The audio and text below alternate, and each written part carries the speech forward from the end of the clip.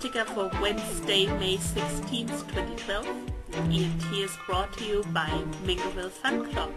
Mingoville Fun Clock is an educational game that'll teach your kid how to tell the time. Fun Clock is created by the award-winning educational company Mingoville and available for Android and iOS devices. Visit mingovillefunclock.com and follow them on Twitter @Mingoville.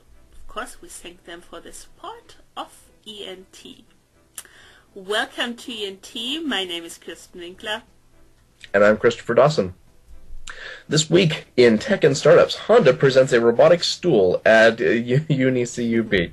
Honda's latest personal mobility device, the uni-cub, appears to be a robotic stool with an omnidirectional wheel, dubbed the Honda Omni Traction Drive System, no less.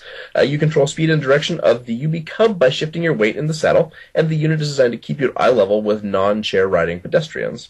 Obviously, this is no all-terrain vehicle, but does claim to handle gradients, has a top speed of 6 kilometers per hour and a range of just under 4 miles. If you follow the link in the show notes, you can watch a demo video of the Unicub. That's courtesy of Engadget.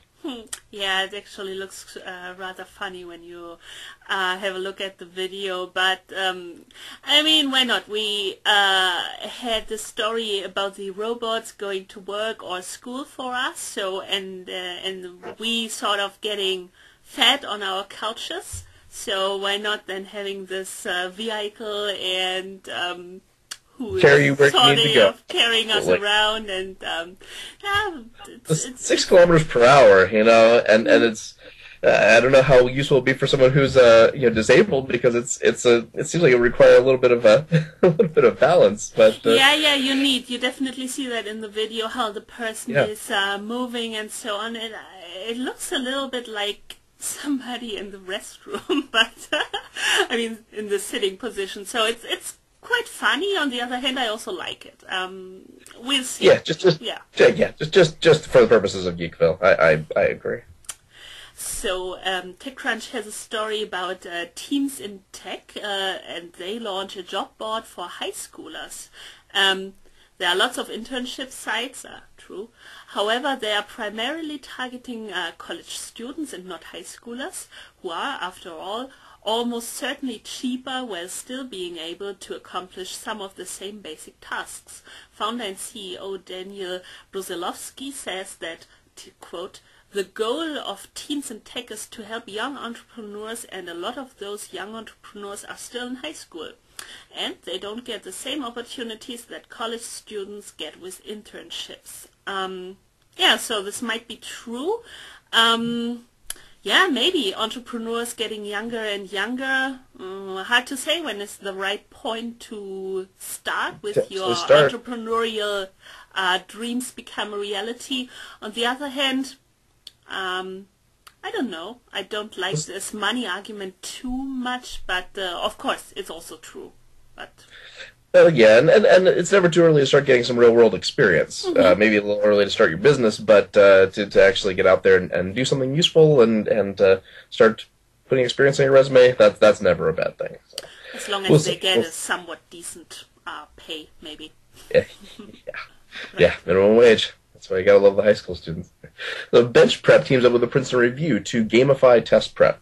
Bench Prep, a young edtech startup backed by $2.2 million from Lightbank, launched last year to convert content from big educational publishers like McGraw-Hill into interactive web and mobile courses. While the startup expanded beyond college admission test prep in January, today it's announcing that it is teaming with the Princeton Review to contemporize test prep for students, using game mechanics, leaderboards, and social features to make the tedious and teeth-grinding process of test prep more engaging and hopefully more effective. GRE ScoreQuest is an iOS app that gamifies the study process for students taking the GRE. And obviously, the target audience is fairly limited, as it is intended for those studying to take the standardized test to get into grad school. But that's also on TechCrunch. And I mean, this idea not necessarily doesn't have to be a game, but just adding competitive features does seem to be effective. Things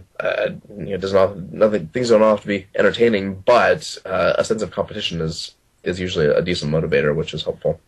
And if I remember correctly, but I think so, the Princeton Review appeared in quite some stories we covered over the past couple of weeks, and so they're pretty active, and I'm not sure that, well, maybe seeing tech in general, TechCrunch is right, but seeing edtech or education, I don't even think that the audience is that limited. So I think they can still target fair amount of people there. So Yeah, pretty. no, certainly on lots of these educational sites and course delivery sites, GRE prep is huge. And I then, think so once too. they do Yeah. that, they can certainly expand beyond that. So okay, here's K-12 and higher ed news. This is a fun story. The Vatican is investigating Girl Scouts for links to safe-sex education groups. The Catholic Church is now investigating the Girl Scouts for their sinfully delicious cookies, but rather for the organization's ties to nonprofits such as Médecins Sans Frontières and other groups that teach safe-sex education. Barbie Latsanidou on how one U.S. official's claim the GSA has links to Planned Parenthood has absolutely snowballed. This is reported over on the Daily Beast, and well, I think that story stands on its own. Yeah. I could comment, but I'll choose not Okay. to. I'm going to sneak in a story about the Khan Academy and their badges project on Facebook. So with its new Facebook integration, users can now click the share button on any badge, and once permission is granted, the badge will appear on users' timelines. This share functionality also works for Twitter and email, by the way. And after a user shares a couple of badges, a dedicated section will appear in your timeline, in this case for Khan badges earned. Users can thankfully edit or remove that view, and if you've collected and shared more badges than can fit in the view, you can customize which badges appear and change settings for individual badges. But of course we see the Khan Academy, I think, exploring ways how to spread and, well, potentially get really in the mind or eyes of the mass consumers. So Absolutely, and to push forward some sort of legitimization of and accreditation for the things people are learning. absolutely. Our perception of what counts as education and what is an acceptable form of learning is changing, and maybe that's going to involve social graph. So cool. Absolutely. So let's have a look into the college budget acquires Munch on Me to bring food deals to campuses. Another story from TechCrunch, always a reliable source, of course. So college budget is moving more aggressively into local offers, particularly around food.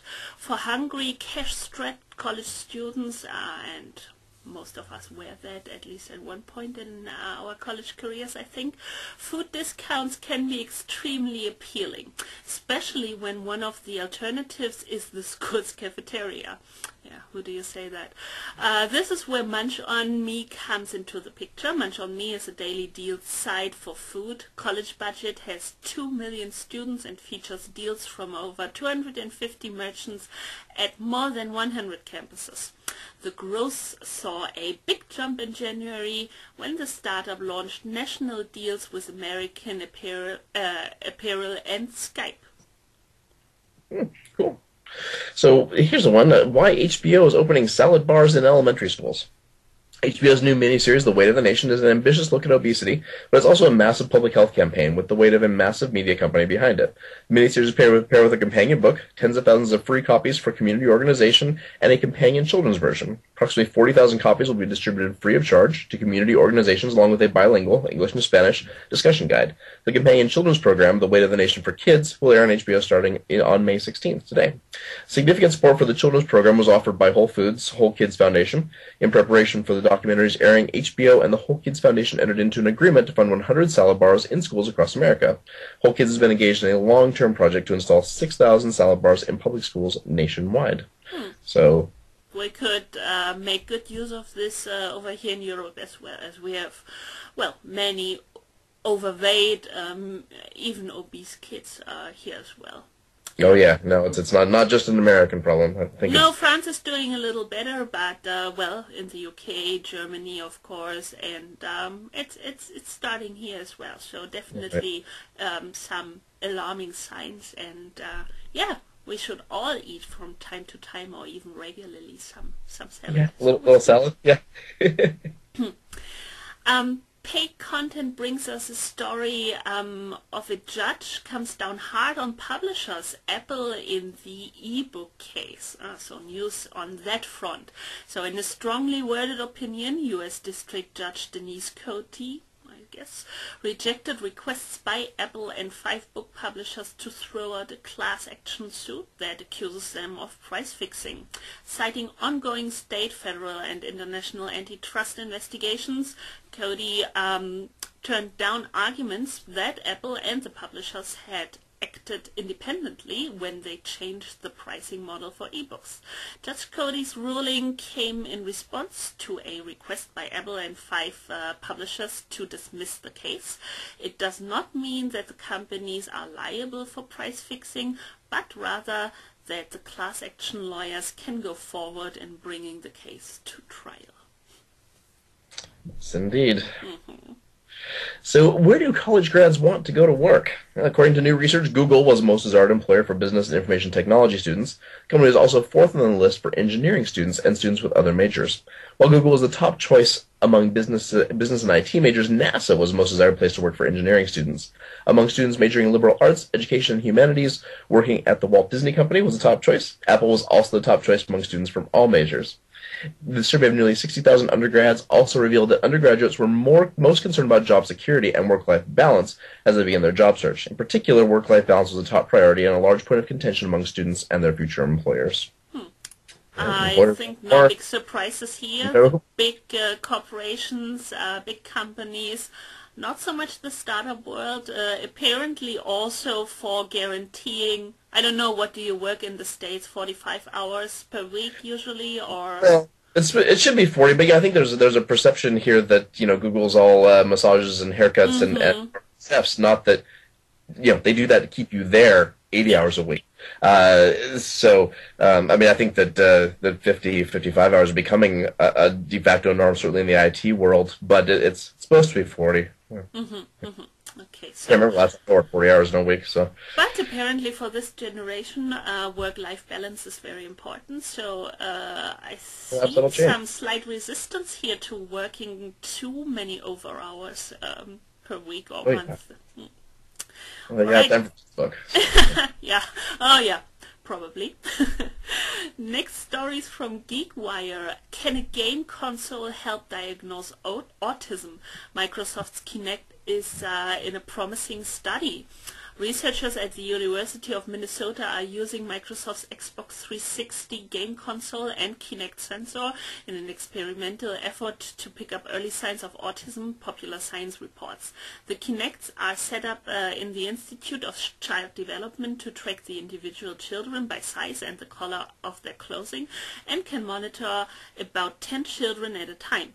Software takes a raw visual data from the Kinects and runs it through an algorithm to look for possible markers of ASD, like an unusually hyperactive or unusually quiet and calm child. Quote, researchers and scientists believe that psychiatric disorders display subtle physical abnormalities in childhood well before the onset of a full disorder. Lead researcher Nikolaos Papanikopoulos said, we believe that we can use new computational tools, including computer vision and robotics, with a unique new computer vision algorithm to observe and detect abnormalities in motor and emotion in children to automatically analyze them for abnormalities. Pretty innovative approach. Yeah. It is, and eye tracking software is coming online quickly too, and that will be a key. I saw that on CES. Yeah, pretty fascinating. It is. That's great. So MIT's Brainput reads your mind to make multitasking easier. So the Brainput project combines a near-infrared spectroscopy with an input system designed to read changes in a user's brain state and translate those signals into an adaptive multitasking interface. Sounds like heady stuff, but if successfully implemented into high-stress environments like air traffic control, the low-cost experimental tech can go a long way to boosting individual performance and reducing overall stress levels. For now, the team still has a ways to go before the system, presently capable of interpreting 3 distinct mental states, could make its way into end-user applications. But that's also on Engadget, which is actually very cool. We think about the folks who actually have to multitask when we know that we don't Our actually. brain doesn't really do it, yeah. Go, right? Yeah, you don't know me doing air traffic control. Captain ADD, it'd be a bad idea.